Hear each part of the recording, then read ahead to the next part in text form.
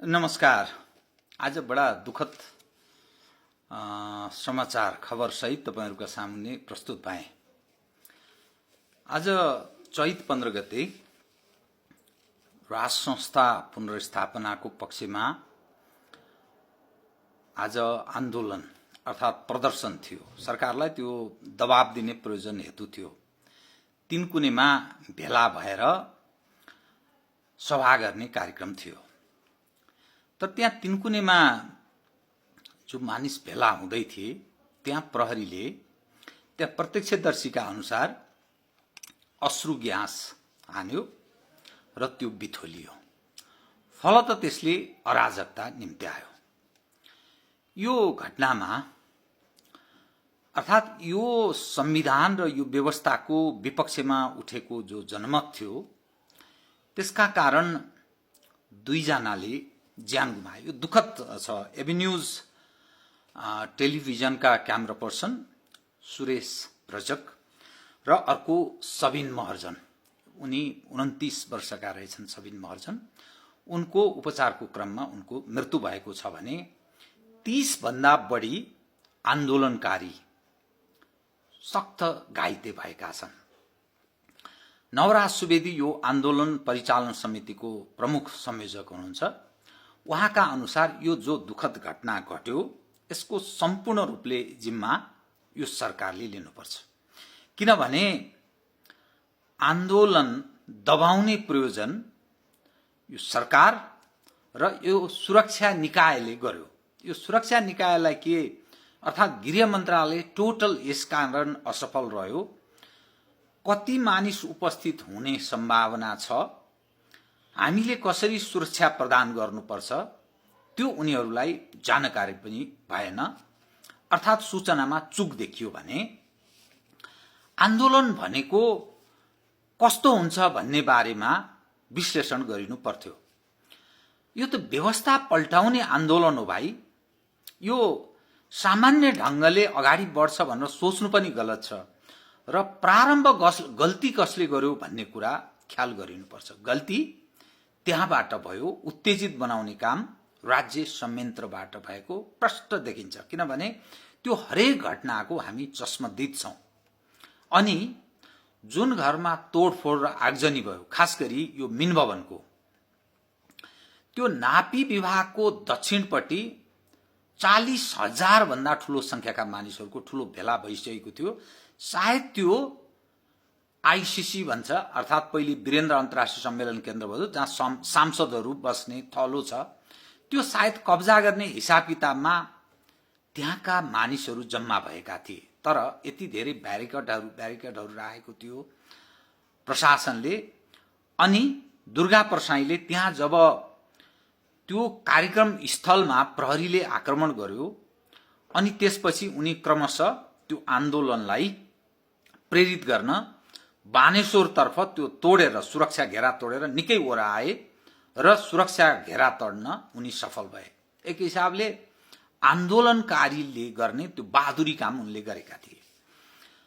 अब यस क्रममा आन्दोलनरत पक्षलाई उत्तेजित पार्ने काम सरकारको तर्फबाट भयो।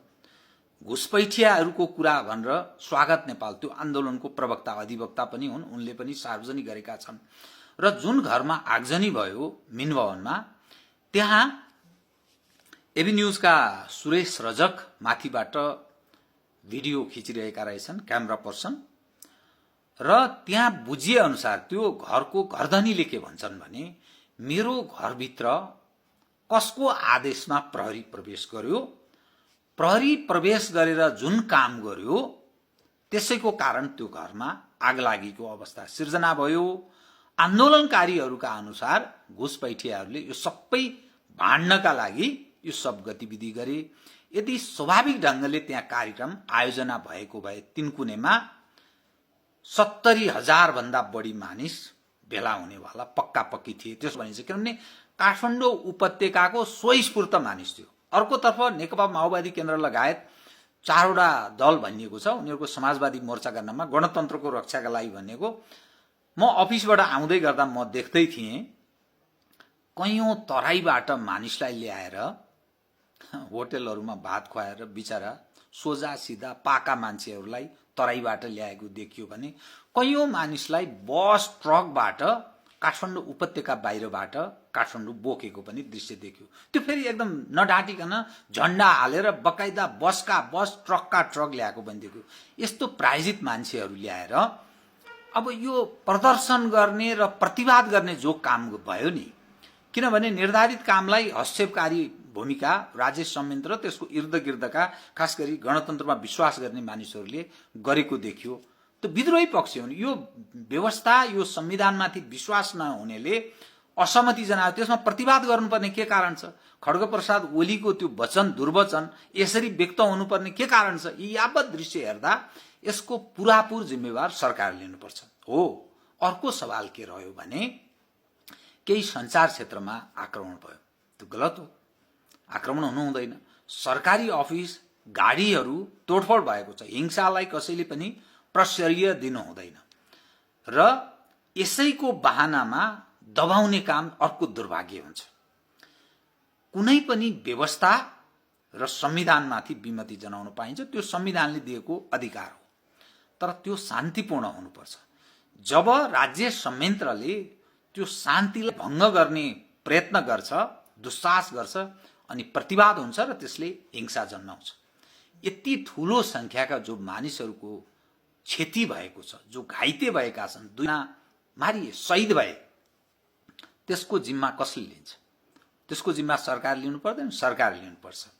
अब बुझिए अनुसार यो सरकारले आन्दोलन दबाउने नाममा दुर्गा प्रसाईलाई वारेन्ट पूर्जी जारी गरेको छ, उनलाई पक्राउ गर्ने बुझिएको छ। अब दुर्गा प्रसाईले नै सार्वजनिक गरे अनुसार अब यो आन्दोलन अघि बढ्यो, मलाई पक्राउ गर्नु पर्दैन, प्रहरीले जहाँ बोलाउँछ म त्यही आउँछु, म भाग्ने पनि होइन, त्यसकारण तर आन्दोलन रोकिँदैन। जनकमान्डर भनिएको छ उनलाई। यो व्यवस्था र यो संविधानको विपक्षमा उनी कठोरता साथ पहिलेदेखि नै लागेका व्यक्ति हुन्।